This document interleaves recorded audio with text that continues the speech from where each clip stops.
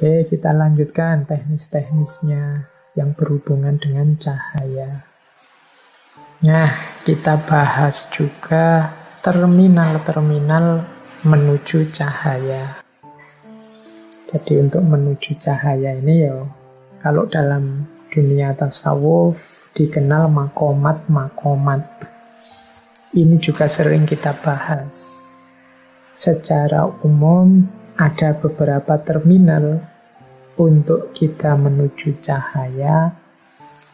Yang pertama adalah kesadaran. Atau dalam banyak terminologi para sufi, kesadaran di awal ini sering disebut dengan istilah taubat. Jadi kita itu kan masih banyak hijab-hijabnya. Tadi saya sebut ada dosa, ada keterikatan, dan lain sebagainya. Mari membangun kesadaran bahwa ada banyak kesalahan yang sudah kita lakukan, ada banyak salah jalan yang sudah kita tempuh. Maka mari kita insafi, mari kita bertaubat. Nah, ini level paling dasar, kesadaran. Yo kalau ndak ada taubat, ndak ada kesadaran ini, yo yang kotor tetap kotor, yang keruh tetap keruh. Naik satu level kalau sudah bertaubat, sadar segala kekurangan, segala kekotoran.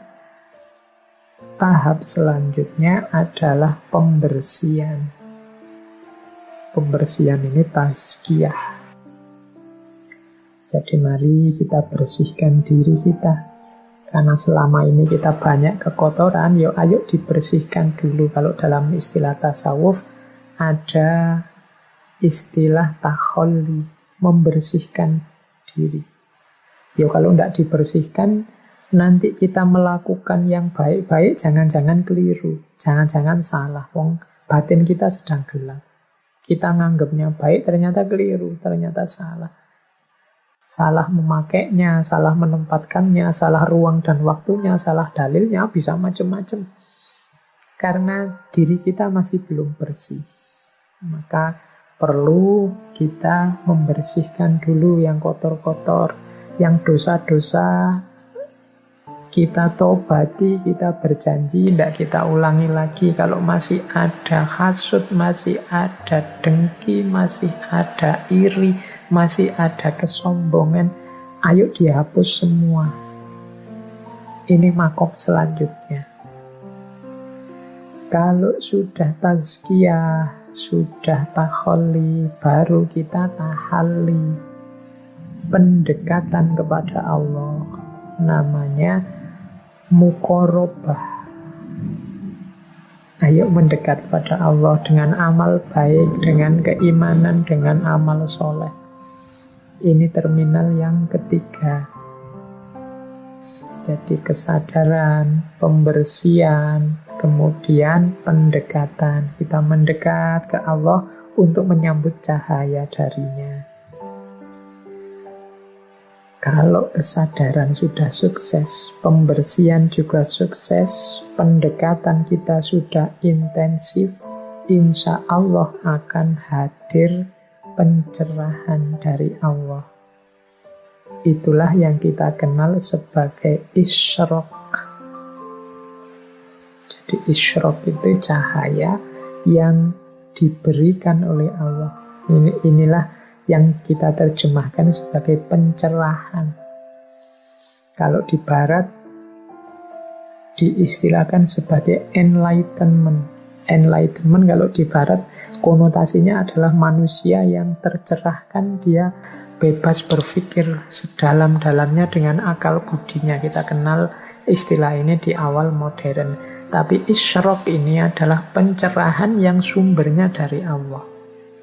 Karena kaca kita sudah bersih dan kita sudah ada di jarak yang tidak terlalu jauh dengan cahayanya Allah yang semakin dekat akan tambah terang, maka terjadilah momen isyraq, momen pencerahan. Cahayanya Allah masuk dalam zujajah kita, dalam cahaya diri kita.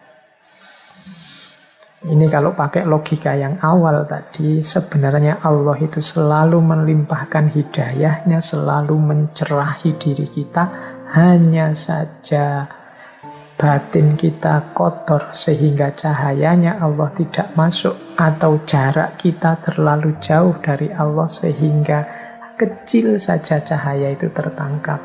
Maka setelah kita taubat, tazkiyah, dan mendekat muqarabah, maka cahayanya Allah tertampung. Cahayanya Allah masuklah dalam diri kita. Itulah momen isyraq.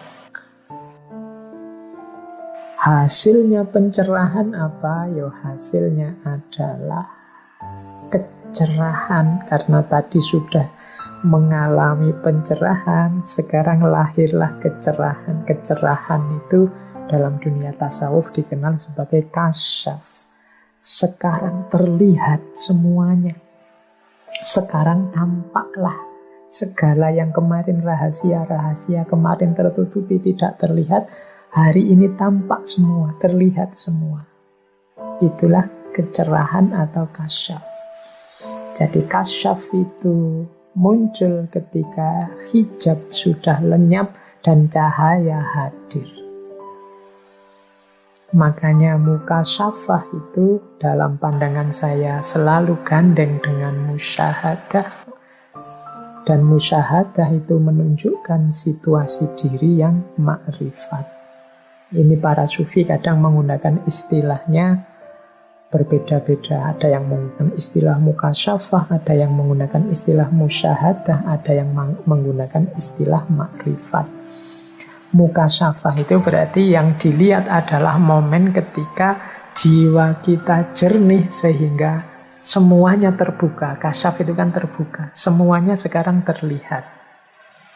Kalau musyahadah ini merujuk momen karena semuanya terlihat, sekarang aku musyahadah, bisa menyaksikan semuanya. Yang kemarin terhijab oleh macam-macam.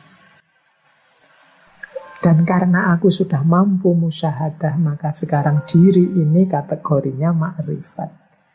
Jadi makom jiwanya makom ma'rifat. Jadi ini menurut saya 3 istilah dengan konotasi yang sama, hanya berbeda levelnya. Jadi yang lebih fokus melihat ketersingkapannya menyebutnya mukasyafah. Yang lebih fokus melihat syahadahnya, melihat aktivitas diri yang mengetahui banyak hal sekarang dari semula tidak tahu apa-apa, menyebutnya musyahadah. Dan yang lebih fokus melihat kondisi diri dari tidak tahu sekarang menjadi tahu, menyebutnya dengan istilah ma'rifah, seperti Imam Ghazali. Jadi mukasyafah, musyahadah, ma'rifat itu satu kondisi setelah hijab lenyap dan cahaya hadir. Baik, semoga teman-teman sudah bisa menangkap serba sedikit penjelasan kita malam hari ini tentang cahaya. Materi terakhir, cahaya dalam bentuk ilmu. Orang-orang tadi yang mengalami ma'rifat, mukasyafah, musyahadah, ini kan kita menyebutnya orang dengan kualitas yang luar biasa. Tapi jangan lupa, di antara hidayahnya Allah, antara lain bentuknya adalah ilmu. Di antara cahaya adalah ilmu. Tadi saya sebut kisahnya Imam Syafi'i dengan gurunya Imam Waqi'.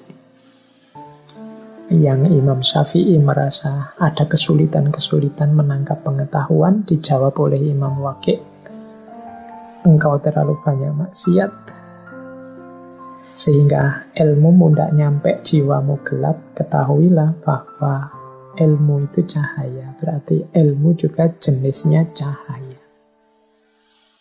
Jadi ini konteksnya sedikit berbeda dengan cahaya di atas cahaya tadi. Saya pinjam sebentar teorinya Imam Ghazali di Ihya untuk menjelaskan cahaya dan ilmu. Menurut Imam Ghazali, ilmu itu ya cahaya, Cuma jangan lupa cahaya ilmu itu ada kalanya menerangi diri sendiri saja, ada kalanya menerangi orang lain saja, ada kalanya, dan ini yang ideal, menerangi diri sendiri dan orang lain. Jadi teman-teman ini kan hakikatnya sedikit-sedikit sudah mengalami cahaya, paling tidak cahaya ilmu. Jangan lupa ada 3 kategori tadi.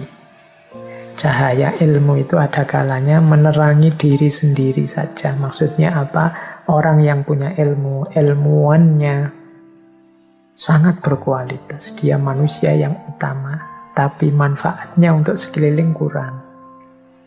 Jadi dia terang tapi dalam dirinya sendiri saja. Dia manusia unggul yang luar biasa, tapi dalam dirinya sendiri saja.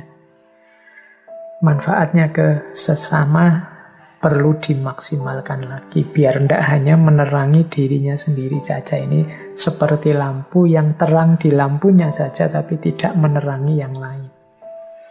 Ini juga kurang.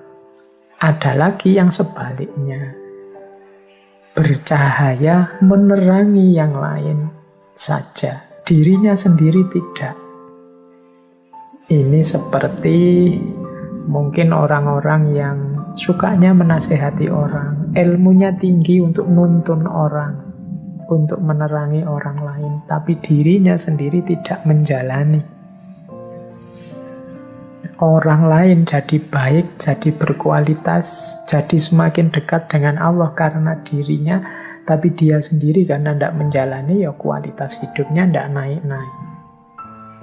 Nah, ini orang level 2. Ini mungkin untuk teman-teman yang kebetulan jadi ustadz, kebetulan punya momen untuk khutbah, untuk ceramah, untuk nuntun masyarakat di level apapun, hati-hati jangan jadi yang kedua. Ini ibaratnya seperti lilin. Dia menerangi sekelilingnya, tapi dia sendiri leleh dan hancur.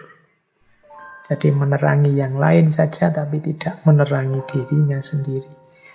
Ada yang dirinya sendiri saja tidak ingin berbagi, jadi dia sangat berkualitas tapi sekelilingnya tidak. Kalau bisa ya yang nomor 3. Kita ini sedikit-sedikit punya ilmu, ya kita jalankan untuk meningkatkan kualitas hidup kita, sekaligus juga kita terangi yang lain yang di sekeliling kita. Dari situlah nanti ilmu akan memberikan manfaat dalam hidup kita dan juga hidupnya orang lain. Ini nanti akan membantu kita dalam perjalanan kita menuju Allah, membersihkan jiwa kita sehingga terang dan menangkap cahayanya Allah. Oke, terakhir teman-teman, ini ada hubungannya juga dengan cahaya. Tiba-tiba saya teringat dengan Nabi Yunus. Nabi Yunus ini salah seorang nabi yang nanti di salah satu momen dakwah beliau pada umatnya mengalami 3 kegelapan sekaligus. Teman-teman mungkin masih ingat ya kisahnya Nabi Yunus yang ditelan oleh ikan paus. Ceritanya begitu.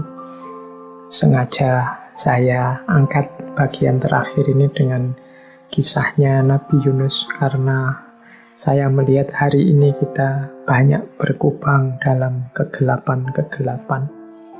Kegelapan pandemi, mungkin kegelapan situasi global, kegelapan ekonomi, kegelapan politik, kegelapan macam-macam. Banyak sekali kegelapan-kegelapan. Cirinya orang dalam kegelapan itu sederhana, dia bingung. Jadi mana yang benar, mana yang salah, mana yang warna hijau, mana yang warna kuning, dia tidak bisa menentukan. Itu biasanya orang yang hidup dalam kegelapan. Kalau teman-teman banyak merasakan itu akhir-akhir ini, entah dalam bidang apa, mari kita lebih dekat lagi ke Allah. Seperti Nabi Yunus. Nabi Yunus itu mengalami momen ditelan oleh ikan paus, sehingga mengalami 3 kegelapan sekaligus. Kegelapan dalam perut ikan, kegelapan di dasar lautan, dan kegelapan di malam hari. Karena beliau ini kabarnya ditelan pada waktu malam hari.